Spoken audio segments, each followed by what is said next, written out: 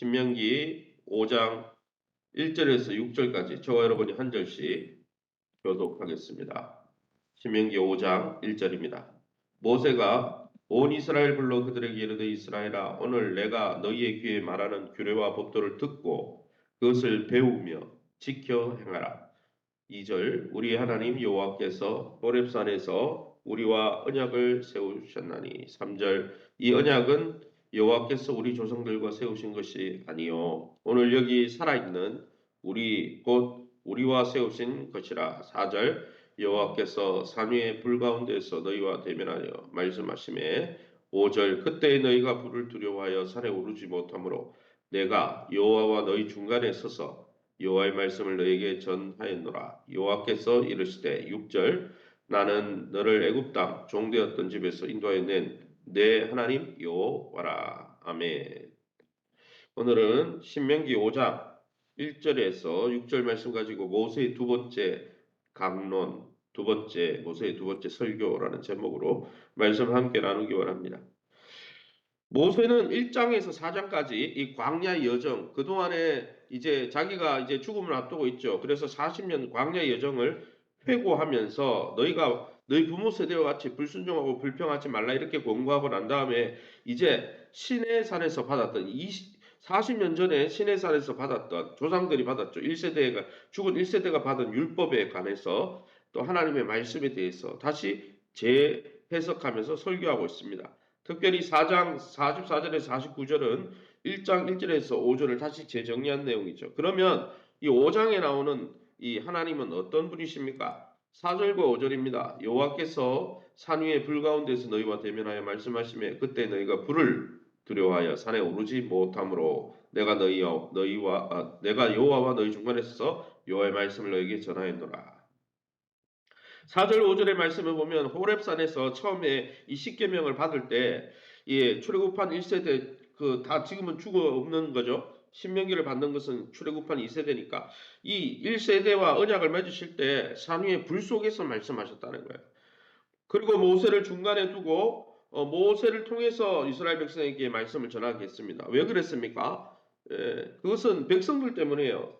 5절에 나오는 대로 하나님의 불을 보자. 이 불은 뭡니까? 하나님의 죄를 심판하는 속성을 불이라고 하면 히브리서 12장 29절에 그렇게 말씀하고 있죠. 또 이 불은 하나님의 거룩을 상징합니다. 거룩하지 못한 이스라엘 백성들이 거룩하신 불로 심판하시는 하나님과 직접 대면할 수 없어서 두려워서 죽을까봐 또 함부로 하나님의 산에 오르는 자를 하나님이 심판하신다 그런 선포를 하셨거든요. 그래서 이 하나님이 두려워서 죄 많은 이스라엘 백성들이 누구를 내세웠습니까? 중보자 모세를 내세웠어요. 모세를 통해 말씀하면은 우리가 다 듣겠습니다. 그런데 나중에 출애굽하고 나서 모세를 통해 계속 이야기하시는데도 안 듣죠. 사랑하는 성도 여러분, 오늘날 우리에게도 이 모세와 같은 중보자가 있는 것이죠. 누구십니까? 바로 우리가 믿고 의지하는 예수 그리스도입니다. 디모데전서 2장 5절에 하나님과 우리 사이에 유일한 중보자가 예수 그리스도라 말씀했습니다. 모세는 예수님을 예표하는 상징의 인물이지 모세 자체가 중보자의 역할을 할 수는 없는 거죠. 중보자의 대리인 정도 되는 것이죠. 그러기에 사랑하는 성도 여러분, 우리의 유일한 중보자 되신 예수님을 믿고 의지하면서 예수 그리스도 안에서 하나님 보좌 앞에 담대히 나가시기를 예수님 이름으로 축원합니다. 6절입니다. 6절 말씀에 나는 너를 애굽 땅 종되었던 집에서 인도하여 낸 내 하나님 여호와라. 이스라엘에게 십계명을 주시면서 선포한 게 뭡니까? 이 6절부터 이제 요 표현 나오고 나서 그 다음부터 7절부터 이 십계명이 나오잖아요. 그죠? 이 십계명 나오기 전에 서두가 뭡니까? 내가 너희를 애굽에서 인도하여 냈다. 이렇게 말씀하고 있다는 거예요. 이것은 출애굽기 20장에도 20장 2절에도 똑같이 신명기 5장이면 십계명이 나온 게 아니죠. 이거는 회고하는 거고 출애굽기 20장 1세대가 이 십계명을 받았을 때도 출애굽기 20장에 보면 기록되어 있습니다. 거기에도 뭐라고 되어 있습니까? 내가 너희를 인도하여 애굽에서 인도하여 내었다. 그리고 내 말을 들으라. 이렇게 말씀하시는 것이죠. 이 의미가 무엇입니까? 하나님은 자기 백성을 애굽에서 해방하신 후에 율법을 주신 거예요. 율법을 지켜서 구원받은 게 아니고 율법을 지켜서 출애굽한 게 아니고 어린 양의 보혈을 바르고 출애굽한 다음에 율법을 줬다는 거예요. 이게 중요한 것이죠. 백성들이 애굽에서 나오기도 전에 내가 내 율법을 열심히 지키면 가만히 보고 있다가 지키는 사람만 구원해 주리라 이렇게 말한 게 아니에요. 어린 양의 보혈을 바르고 종살이에서 출애굽한 다음에 하나님의 백성이 된 다음에 하나님의 백성의 신분을 받은 다음에 예수의 보혈을 바른 다음에 이제는 하나님 백성이 됐으니까 너는 하나님 백성답게 살아라 그러고 십계명을 주신 거예요. 그래서 십계명을 지켜서 구원받는 게 아니고 하나님의 백성이 되었으니까 하나님의 말씀을 들으라고 하시는 것이죠. 또한 율법 준수를 해방의 조건으로 제시하지 않았습니다. 그래서 먼저 선포하는 것은 나는 너를 애굽 땅 종되었던 집에서 종살이에서 벗어나게 했다. 내가 너를 구원한 여호와다. 이미 구원을 선포하신 것이죠. 먼저 종되었던 집에서 그들을 해방하시고 십계명을 주신 것입니다. 십계명을 구원의 조건으로 주신 것이 아니고 구원의 결과로 제시한 것이죠. 하나님 백성 되었으니 이제는 왕자답게 살아라. 왕자의 법도 우리 하나님 나라의 법도가 이거다 이렇게 알려주신 것이죠. 마찬가지로 우리가 얻은 구원은 예수 그리스도 중보자 예수 그리스도 때문에 완성된 것입니다. 예수님이 십자가에 죽으심으로 우리에게 선물로 주신 이 구원이 그러기에 얼마나 값진 것입니까? 이 놀라운 사랑과 자비를 날마다 찬송하며 그 감격에 벅차서 예배하는 저와 여러분 될 수 있기를 예수님 이름으로 축원합니다. 그럼 이 본문을 통해서 우리에게 주시는 교훈이 뭡니까? 1절입니다. 모세가 온 이스라엘을 불러 그들에게 이르되 이스라엘아 오늘 내가 너희의 귀에 말하는 규례와 법도를 듣고 그것을 배우며 지켜 행하라. 이제 하나님의 백성이 되었으니 여호와의 규례와 법도 하나님 나라의 법을 하나님 나라의 헌법을 봐야 되는 거죠. 왜요? 하나님 나라 백성이 되었으니까 하나님 나라 백성답게 살아야 돼요. 대한민국 헌법이 있잖아요. 대한민국 행법의 테두리 안에서 우리가 대한민국의 그 시민으로 살아가는 거지. 대한민국 헌법 나는 모르겠다. 대한민국의 역적의 행위를 행하면서 대한민국을 부서뜨리면서 나는 대한민국 살겠다. 그거는 그 사람 대한민국 있으면 안 되는 사람이에요.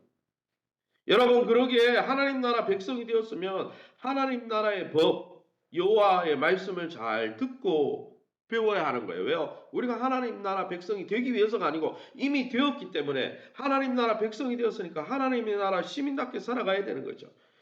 특별히 여호와의 말씀을 잘 듣고 배우는 자는 그것이 꿀보다 더 달다는 것을 깨닫게 될 것입니다. 시편 119편의 103절에 하나님의 말씀은 꿀보다 더 달다 그랬어요. 그래서 하나님의 말씀은 우리는 옥죄는 말씀이 아니라 하나님의 말씀은 알면 알수록 하나님의 성품을 닮아가고 그것은 우리에게 참 꿀보다 더 달다는 거예요.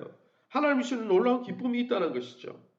이 기쁨을 누리는 것이 하나님 나라의 복입니다. 하나님의 말씀의 기쁨을 누리는 것이 구원받은 성도의 누려야 될 복이라는 거예요. 세상에서 성공하고 형통하게 해달라 그러면서 하나님의 말씀을 귓등으로도 안 듣는 거는 그건 하나님 나라의 복을 전혀 모르는 거예요. 그러기에 2024년 우리는 주의 말씀을 지키기 위해서 먼저 듣고 먼저 배우는 일에 최선을 다하시기 바랍니다. 그 일을 위해서 1대1 양육에 함께 동참하고 하나님의 말씀을 오늘 처음 듣는 것이냐 말씀을 듣고 순종하며 하나님 주시는 기쁨을 누리시기를 예수님 이름으로 축원합니다. 3절입니다. 이 언약은 여호와께서 우리 조상들과 세우신 것이 아니요 오늘 여기 살아있는 우리 곧 우리와 세우신 것이라. 하나님의 언약은 우리 1세대 조상들과 맺으신 것이 아니라 오늘 여기 살아있는 우리와 맺은 것이다 라고 선포하고 있습니다.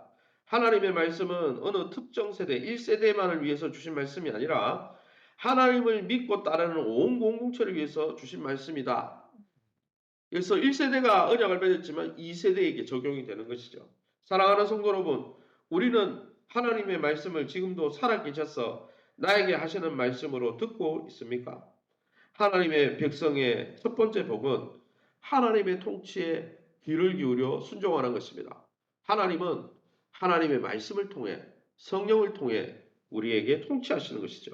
그러기에 주의 말씀 앞에 날마다 귀를 기울이며 솔로몬이 기도했던 것처럼 하나님의 말씀을 쉐마 하나님을 사랑함으로 하나님의 음성에 귀를 기울이고 순종하게 도와달라고 하나님의 통치를 받게 해달라고 구할 때 솔로몬이 구하지 않은 나머지는 보너스로 줬어요. 하나님이 제일 기뻐하는 것은 예수 안에 하나님의 백성이 되었으니 하나님의 통치를 기뻐하는 것입니다. 그러기에 올 한해도 시냇가에 심은 나무처럼 주야로 주의 말씀을 즐거워하고 하나님의 말씀에 순복함으로 하나님이 주시는 형통한 인생 복된 인생 되시기를 예수님 이름으로 축원합니다. 시간에 우리 합심해서 기도합니다. 오늘도 하나님의 말씀을 듣고 배우는 일에 우리가 원하는 1:1 양육을 통해 주의 말씀을 듣고 배우는 일에 최선을 다하고 그것을 잘 지켜 행할 수 있도록 또 하나님 주시는 기쁨을 누릴 수 있도록 하나님 나라를 이 땅에서 누리고 경험하는 교회가 될 수 있도록 또 그 나라를 선포하는 교회가 될 수 있도록 특별히 어린이 전도 주일 목장 특별히 1:1 양육사에게 온 성도들이 동참해서 이런 영적 유익을 누리도록 세워진 교회와 좋은 관계 맺게 하시고 교회 안에서 공동체 안에서 변화와 성장을 경험할 수 있도록 우리 전성을 집사님의 한우들을 위해서 특별히 다음 주부터 시작되는 목장 대신방 1, 2 목장 우리 대신방을 위해서 우리 합심해서 통성으로 기도합니다. 주여 하나님 아버지를 감사합니다. 하나님의 놀라운 은혜 가운데 이 새벽에도 죄를 죄보자 앞으로 엎드리게 하시니 감사합니다. 오늘도 신명기의 말씀을 통해서 하나님 이스라엘 백성이 가나안 땅에 들어가서 해야 될 가장 중요한 것이 하나님의 통치를 받아들이고 하나님의 통치를 기뻐하는 것인데 그것이 바로 말씀의 순종함으로 말씀의 귀를 기울임으로 이루어진다고 모세를 통해 알게 하시니 감사합니다. 2024년도 한 해도 하나님의 통치를 기뻐하는 한 해, 하나님 나라의 복을 누리기 위해 하나님이 우리의 왕이 되었으니 왕의 아버지 음성이 귀를 기울이는 한 해 되게 도와주시고 그로 말미암아 시냇가에 심은 나무처럼 형통한 한 해 되게 도와주옵소서. 하나님 정말 우리에게 쉐마의 영 하나님의 말씀을 뜨겁게 하나님을 사랑함으로 순종하고자 하는 하나님의 말씀에 귀를 기울이는 순종의 영을 부어 주옵소서. 하나님 나라를 이 땅에서 2024년 이 땅에서 누리고 그래서 경험하는 교회가 되게 하시고 그 나라를 선포하고 자랑하는 교회가 되게 도와주옵소서. 1:1 양육사에게 온 성도들이 동참하게 도와주시고 또 어린이 전도와 주일 목장을 통해 사역이 왕성하게 아버지 정말 일어나고 회복되어지게 도와주옵소서. 세우신 교회, 건강한 교회관을 가지고 교회가 주님의 몸인 줄 알고 교회의 사역자들을 존중히 여기며 교회를 섬기는 사람들을 존중히 여기며 나보다 남을 낫게 여기며 교회를 통해서 내 믿음이 유지되고 있구나 이것을 깨닫고 공동체 안에서 함께 믿음 생활을 잘 나가게 도와주시고 공동체 안에서 건강과 기업과 자녀들이 회복되게 도와주옵소서. 특별히 하나님 우리 전성을 집사님 긍휼히 여겨주시고 불쌍히 여기시며 그리스도의 평강으로 지켜주옵소서. 이외에도 연세 많은 권사님 집사님 장로님들 연합 감중에 있는 성도님들을 붙들어 주시고 특별히 하나님 다음 주간에 1, 2 목장 대신방을 시작하고자 합니다. 대신방 받는 가정들마다 하나님의 복이 임하게 도와주시고 하나님 나라가 임하며 천국 백성으로 날마다 새로워질 수 있도록 은총도 하여 주옵소서. 모든 영광 하나님께 돌려드리며 예수 이름으로 기도합니다. 아멘.